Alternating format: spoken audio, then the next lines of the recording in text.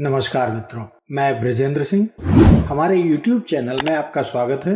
आप सुन रहे हैं मुंशी प्रेमचंद के उपन्यास गोदान का भाग 29।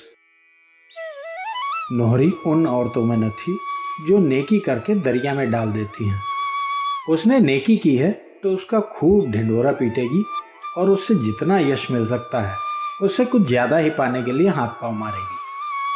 ऐसे आदमी को यश के बदले अपयश और बदनामी ही मिलती है।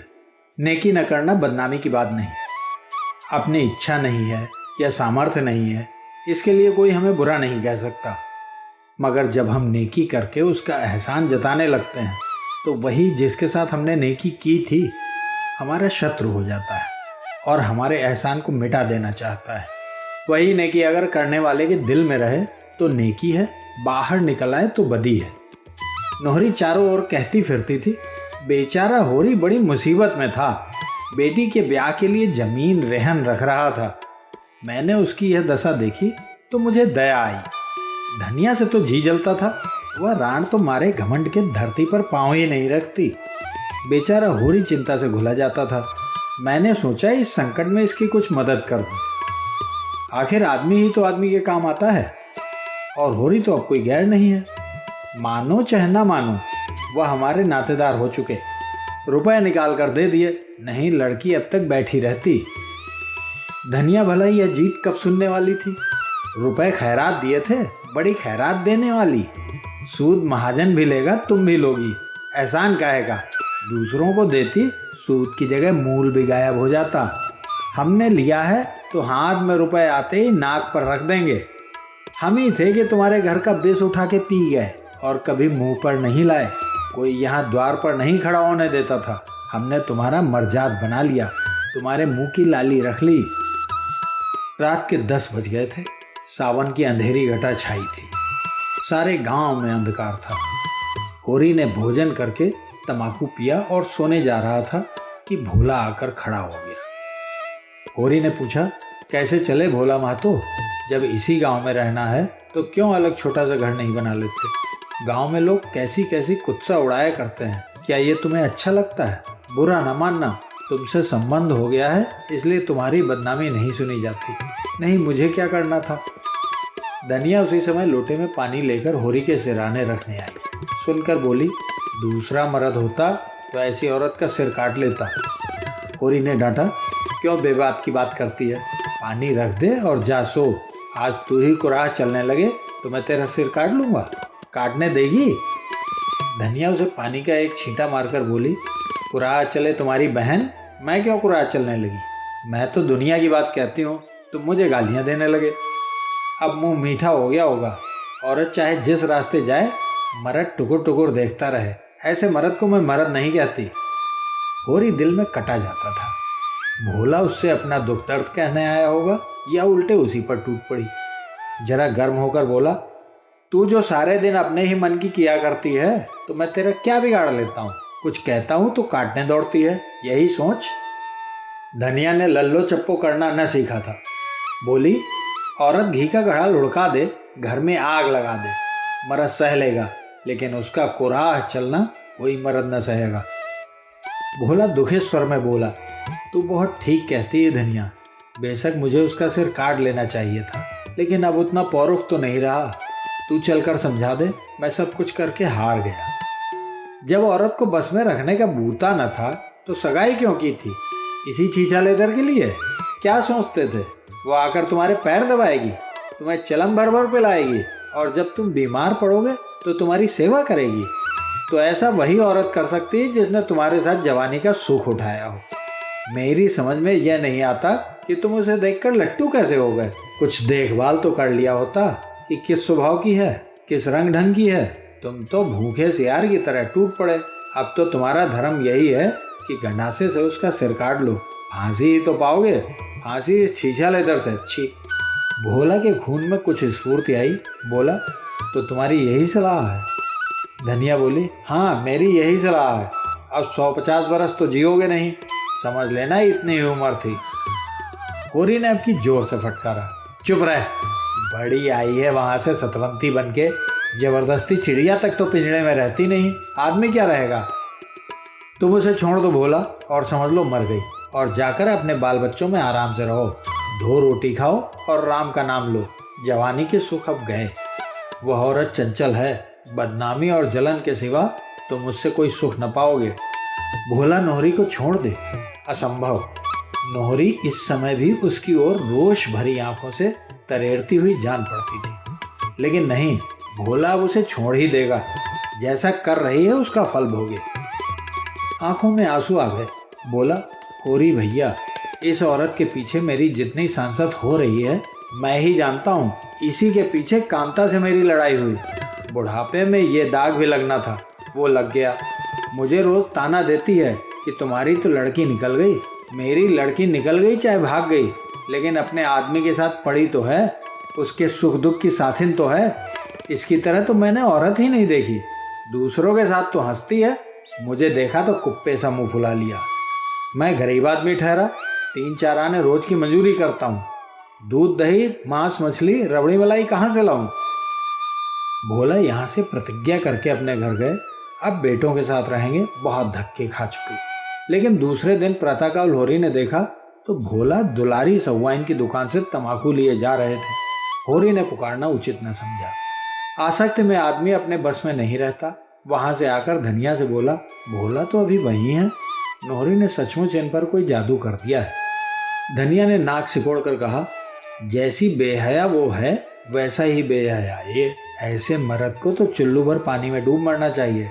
अब वह सेखी न जाने कहाँ गई। दुनिया यहाँ आई तो उसके पीछे डंडा लिए फिर रहे थे।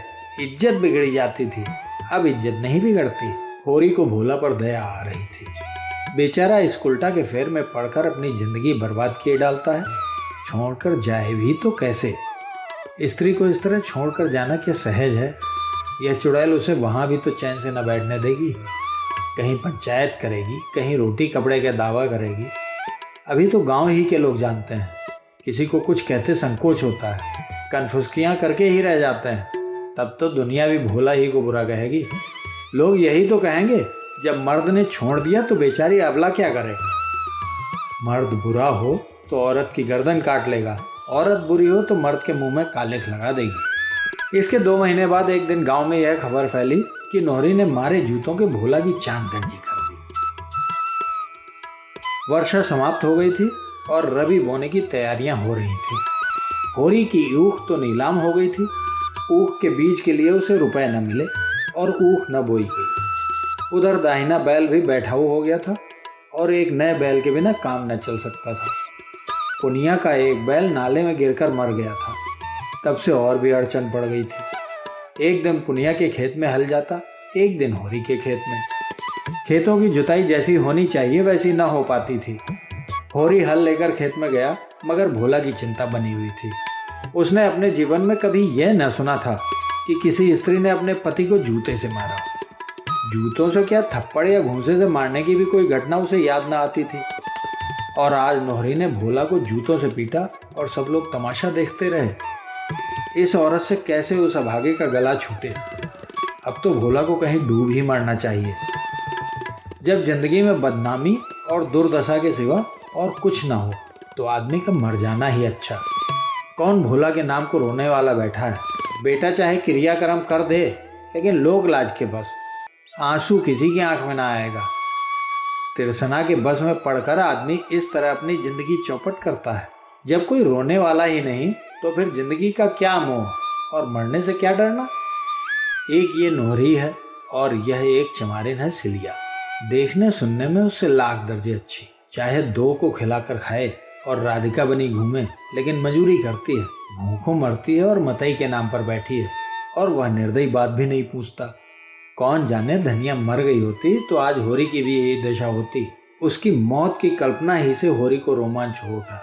धनिया की मूर्ति मानसिक नेत्रों के सामने आकर खड़ी हो गई। सेवा और त्याग की देवी, जवान की तेज पर मोम जैसा हृदय, पैसे पैसे के पीछे प्राण देने वाली पर मर्यादा रक्षा के लिए अपना सर्वस्व होम कर देने को तैयार।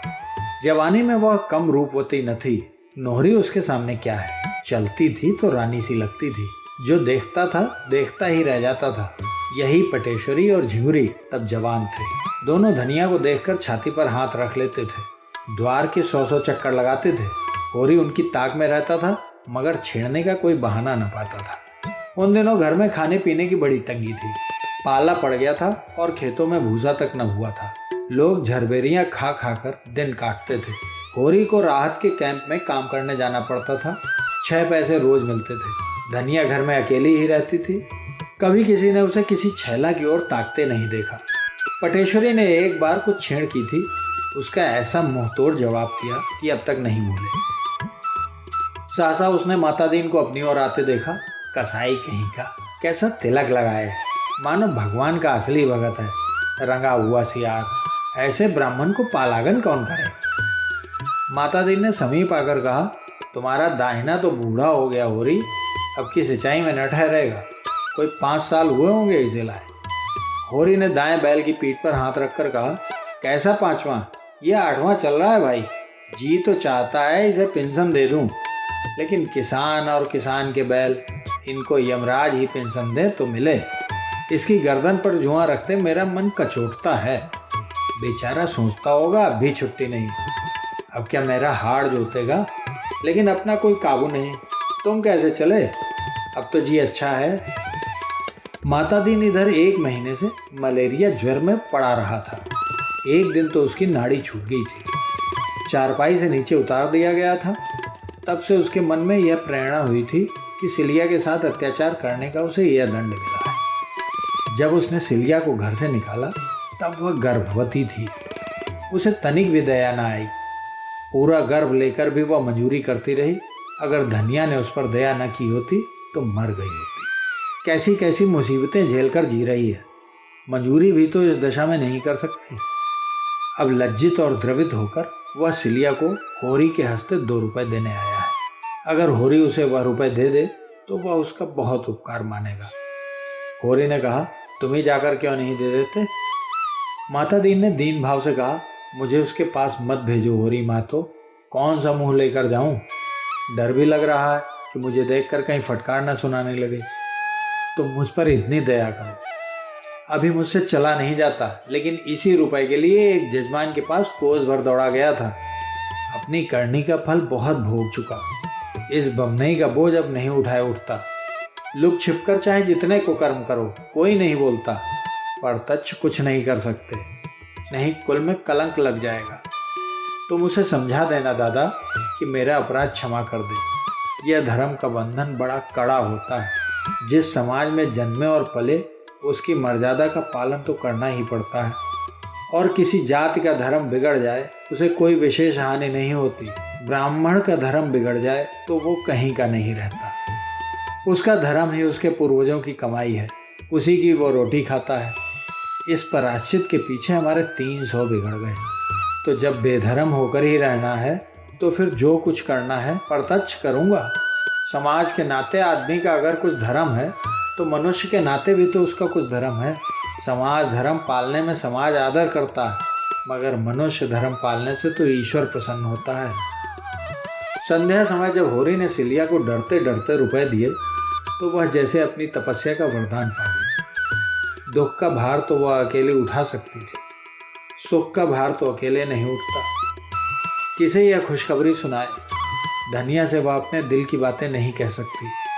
गांव में और कोई प्राणी नहीं जिससे उसकी घनिष्ठता हो। उसके पेट में चूहे दौड़ रहे थे। सोना ही उसकी सहेली थी। सिलिया उससे मिलने के लिए आतुर हो गई। रात भर कैसे सब्र करे। मन में एक आंधी सी उठ रही थी। अब वह अनाथ नहीं है। माता दीन ने उसकी बाँह फिर पकड़ ली। जीवन पथ में उसके सामने अब अंधेरी विकराल मुख वाली खाई नहीं है। लहलहाता हुआ हरा भरा मैदान है जिसमें झरने गा रहे हैं और हिरण कुलेले कर रहे हैं। उसका रूठा हुआ स्नेह आज उन्मत्त हो गया है। माता दीन को उसने मन में कितना पानी पी पी कर कोसा था। अब वह उनसे क्षमादान मांगेगी। उससे सचमुच बड़ी भूल हुई कि उसने उनको सारे गांव के सामने अपमानित किया। वह तो चमारिन है जाति की हेठी, उसका क्या बिगड़ा। आज 10-20 लगाकर बिरादरी को रोटी दे दे, फिर बिरादरी में ले ली जाएगी। उस बेचारे का तो सदा के लिए धर्मनाश हो गया। वह मर्जाद अब उन्हें फिर नहीं मिल सकता। वह क्रोध में कितनी अंधी हो गई थी कि सबसे उनके प्रेम का ढिंढोरा पीटती फिरी। उनका तो धर्म भ्रष्ट हो गया था, उन्हें तो क्रोध था ही। उसके सिर पर क्यों भूत सवार हो गया? वह अपने ही घर चली जाती तो कौन बुराई हो जाती? घर में उसे कोई बांध तो न लेता। देश माता दीन की पूजा इसीलिए तो करता है कि वह नेम धर्म से रहते हैं। वही धर्म नष्ट हो गया तो वह क्यों न उसके खून के प्यासे हो जाते। जरा देर पहले तक उसकी नज़र में सारा दोष माता दीन का था और अब सारा दोष अपना था। सहृदयता ने सहृदयता पैदा की। उसने बच्चे को छाती से लगाकर खूब प्यार किया। अब उसे देखकर लज्जा और ग्लानि नहीं होती। वह अब केवल उसकी दया का पात्र नहीं, वह अब उसके संपूर्ण मात्र स्नेह और गर्व का अधिकारी है। कार्तिक की रुपहली चांदनी प्रकृति पर मधुर संगीत की भांति छाई थी। सिलिया घर से निकली। वह सोना के पास जाकर यह सुख संवाद सुनाएगी। अब उससे नहीं रहा जाता। अभी तो सांझ हुई है, डोंगी मिल जाएगी। वह कदम बढ़ाती हुई चली। नदी पर आकर देखा तो डोंगी उस पार थी और मांझी का कहीं पता नहीं। चांद घुलकर जैसे नदी में बहा जा रहा था। वह एक क्षण खड़ी सोचती रही, फिर नदी में घुस पड़ी। नदी में कुछ ऐसा ज्यादा पानी तो क्या होगा? उस उल्लास के सागर के सामने वह नदी क्या चीज थी? पानी पहले तो घुटनों तक था, फिर कमर तक आया और फिर अंत में गर्दन तक पहुंच गया। सिलिया डरी कहीं डूब न जाए, कहीं कोई गड्ढा न पड़ जाए, पर उसने जान पर खेलकर पांव आगे बढ़ाया। अब वह मझधार में है। मौत उसके सामने नाच रही है, मगर वह घबराई नहीं। उसे तैरना आता है। लड़कपन में इसी नदी में वह कितनी बार तैर चुकी है। खड़े खड़े नदी को पार भी कर चुकी है। फिर भी उसका कलेजा धक धक कर रहा है। मगर पानी कम होने लगा। अब कोई भय नहीं। उसने जल्दी जल्दी नदी पार की और किनारे पहुंचकर अपने कपड़ों का पानी निचोड़ा और शीत से कांपती आगे बढ़ी। चारों तरफ सन्नाटा था। गीदड़ों की आवाज़ भी न सुनाई पड़ती थी और सोना से मिलने की मधुर कल्पना उसे उड़ाए ली जाती। मगर उस गांव में पहुंचकर उसे सोना के घर जाते संकोच होने लगा। मथुरा क्या कहेगा? उसके घर वाले क्या कहेंगे? सोना भी बिगड़ेगी कि इतनी रात गए तू क्यों आई? देहातों में दिन भर के थके मांदे किसान शरेशाम ही से सो जाते हैं।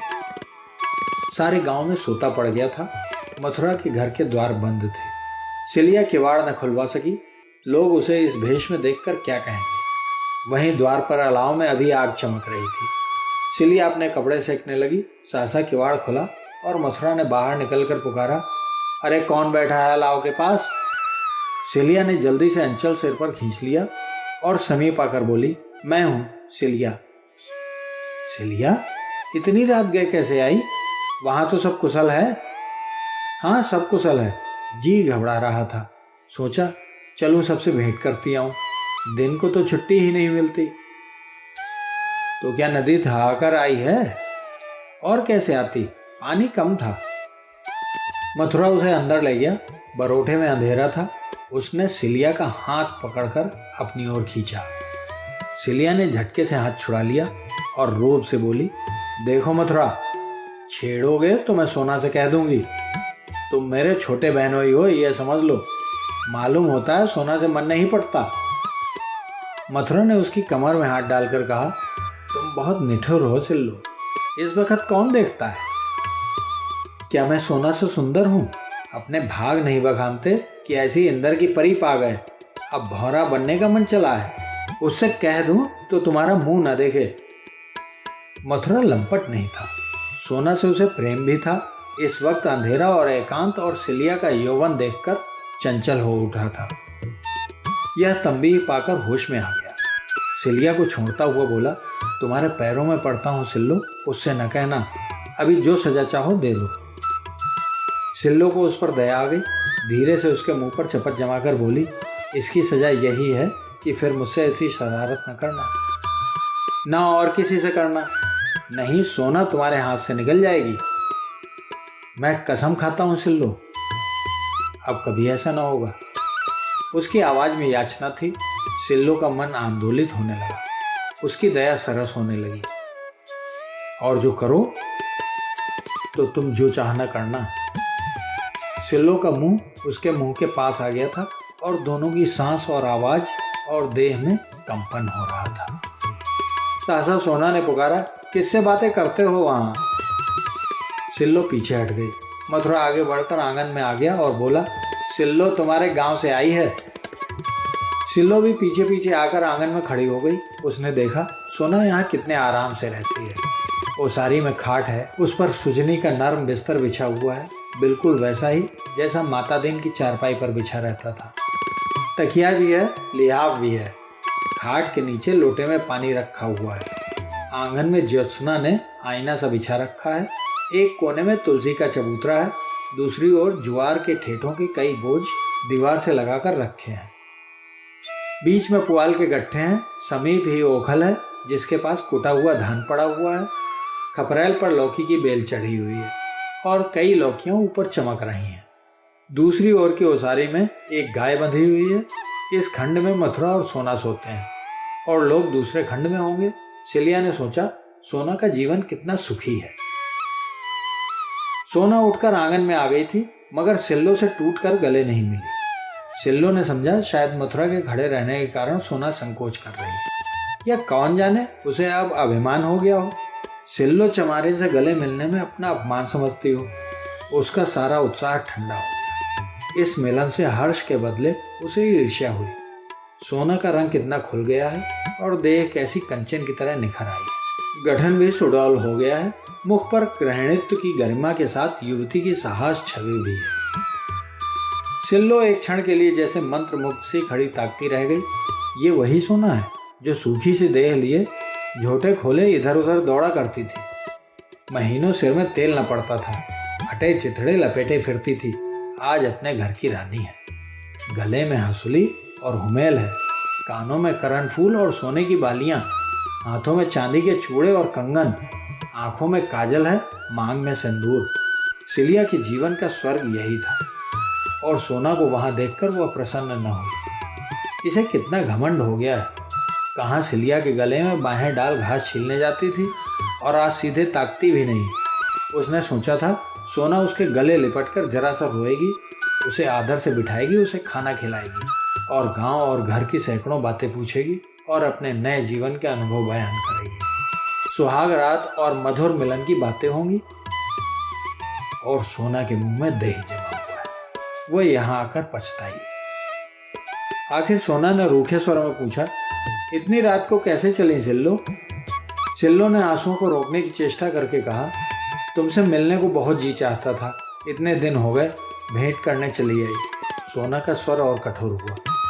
लेकिन आदमी किसी के घर जाता है तो दिन को कि इतनी रात गए? वास्तव में सोना को उसका आना बुरा लग रहा था। वह समय उसकी प्रेम कीड़ा और हास विलास का था। सिल्लो ने उसमें बाधक होकर जैसे उसके सामने से परोसी हुई थाली खींच ली थी। सिल्लो निसंग सी भूमि की ओर ताक रही थी। धरती क्यों नहीं फट जाती कि वह उसमें समा जाए। इतना अपमान उसने अपने इतने ही जीवन में बहुत अपमान सहा था, बहुत दुर्दशा देखी थी।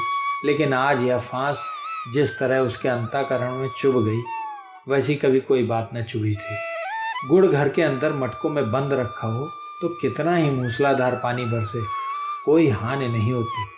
पर जिस वक्त वह धूप में सूखने के लिए बाहर फैलाया गया हो, उस वक्त तो पानी का एक छींटा भी उसका सर्वनाश कर देगा। सिलिया के अंतःकरण की सारी कोमल भावनाएं इस वक्त मुंह खोले बैठी थी कि आकाश से अमृत वर्षा होगी। वर्षा क्या, अमृत के बदले विष। और सिलिया के रोम रोम में दौड़ गया। सर्पदंश के समान लहरें आईं। घर में उपवास करे सो रहना और बात है, लेकिन पंगत से उठा दिया जाना तो डूब मरने की बात है। सिलिया को यहाँ एक क्षण ठहरना भी असह्य हो गया था, जैसे कोई उसका गला दबाए हुए हो। वह कुछ न पूछ सकी। सोना के मन में क्या है ये वो भांप रही थी। वह बांबी में बैठा हुआ सांप कहीं बाहर न निकल आए, इसके पहले ही वह यहाँ से भाग जाना चाहती थी। कैसे भागे, क्या बहाना करे, उसके प्राण क्यों नहीं निकल जाते। मथुरा ने भंडारे की कुंजी उठा ली थी। सिलिया के जलपान के लिए कुछ निकाल लाए। कर्तव्य विमूढ़ सा खड़ा था। इधर सिल्लो की सांस टंगी हुई थी, मानो सिर पर तलवार लटक रही। सोना की दृष्टि में सबसे बड़ा पाप किसी पुरुष का पर स्त्री और स्त्री का पर पुरुष की ओर ताकना था। इस अपराध के लिए उसके यहाँ कोई क्षमा न थी। चोरी, हत्या, जाल कोई अपराध इतना भीषण न था। हंसी दिल लगी को वो बुरा न समझती थी। अगर खुले हुए रूप में हो। लुके छिपे की हंसी दिल्लगी को भी वह हे समझती थी। छुटपन से ही वह बहुत सी रीत की बातें जानने और समझने लगी थी। होरी को जब कभी हाट से घर आने में देर हो जाती थी और धनिया को पता लग जाता था कि वह दुलारी सहुआइन की दुकान पर गया था, चाहे तंबाकू लेने ही क्यों न गया हो, तो वह कई कई दिन तक होरी से बोलती न थी और न घर का काम करती थी। एक बार इसी बात पर वह अपने नैहर भाग गई थी। यह भावना सोना में और तीव्र हो गई थी। जब तक उसका विवाह न हुआ था यह भावना उतनी बलवान न थी, पर विवाह हो जाने के बाद तो उसने व्रत का रूप धारण कर लिया था। ऐसे स्त्री पुरुषों की अगर खाल भी खींच ली जाती तो उसे दया न आती। प्रेम के लिए दाम्पत्य के बाहर उसकी दृष्टि में कोई स्थान न था। स्त्री पुरुष का एक दूसरे के साथ जो कर्तव्य है, इसी को वह प्रेम समझती थी। फिर सिल्लो से उसका बहन का नाता था। सिल्लो को वह प्यार करती थी, उस पर विश्वास करती थी। वही सिल्लो आज उसके साथ विश्वासघात कर रही है। मथुरा और सिल्लो में अवश्य पहले से साठगांठ होगी। मथुरा उससे नदी के किनारे खेतों में मिलता होगा और आज वह इतनी रात गए नदी पार करके इसलिए आई है। अगर उसने इन दोनों की बातें न सुन ली होती तो उसे खबर तक न होती। मथुरा ने प्रेम मिलन के लिए यही अवसर सबसे अच्छा समझा होगा। घर में सन्नाटा जो है, उसका हृदय सब कुछ जानने के लिए विकल हो रहा था। वह सारा रहस्य जान लेना चाहती थी, जिससे अपनी रक्षा के लिए कोई विधान सोच सके। और यह मथुरा यहाँ क्यों खड़ा है? क्या वो उसे कुछ बोलने भी न देगा? उसने रोज से कहा, तुम बाहर क्यों नहीं जाते या यहीं पहरा देते रहोगे? मथुरा बिना कुछ कहे बाहर चला गया। उसके प्राण सूखे जाते थे कि कहीं सिल्लो सब कुछ न कह डाले, और सिल्लो के प्राण सूखे जाते थे कि अब वह लटकती हुई तलवार सिर पर गिरा चाहती है। तब सोना ने बड़े गंभीर स्वर में सिल्लो से पूछा, देखो सिल्लो, मुझसे साफ साफ बता दो, नहीं मैं तुम्हारे सामने यहीं अपनी गर्दन पर गड़ासा मार लूंगी, फिर तुम मेरी सौत बनकर राज करना। देखो गड़ासा वो सामने पड़ा है, एक म्यान में दो तलवारें नहीं रह सकती। उसने लपक कर सामने आंगन में से गड़ासा उठा लिया और उसे हाथ में लिए फिर बोली, यह मत समझना कि मैं खाली धमकी दे रही हूँ। क्रोध में मैं क्या कर बैठूं नहीं कह सकती, साफ साफ बता दो।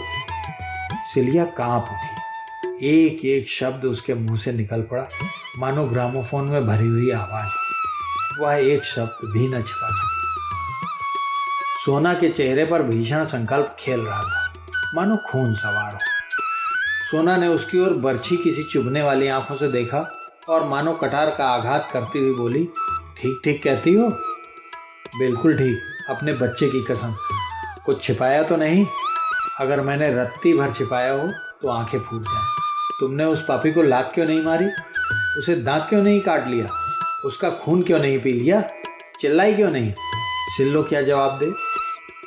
सोना ने उन्मादिनी की भांति अंगारे किसी आंखें निकाल कर कहा, बोलती क्यों नहीं? क्यों तूने उसकी नाक दांतों से नहीं काट ली? क्यों नहीं दोनों हाथों से उसका गला दबा दिया? तब मैं तेरे चरणों पर सिर झुकाती। अब तो तुम मेरी आंखों में हरजाई हो, निरी बेसवा। अगर यही करना था तो माता दीन का नाम क्यों कलंकित कर रही है? क्यों किसी को लेकर बैठ नहीं जाती? क्यों अपने घर नहीं चली गई? यही तो तेरे घर वाले चाहते थे। तू उपले और घास लेकर बाजार जाती, वहाँ से रुपए लाती और तेरा बाप बैठा उसी रुपए की ताड़ी पीता। फिर क्यों उस ब्राह्मण का अपमान कराया? क्यों उसकी आबरू में बट्टा लगाया? क्यों सतवंती बनी बैठी हो? जब अकेले नहीं रहा जाता तो किसी से सगाई क्यों नहीं कर लेती? क्यों नदी तालाब में डूब नहीं मरती? क्यों दूसरों के जीवन में विष घोलती हो? आज मैं तुझसे कह देती हूँ, अगर इस तरह की बात फिर हुई और मुझे पता लगा तो तीनों में से एक भी जीते न रहेंगे।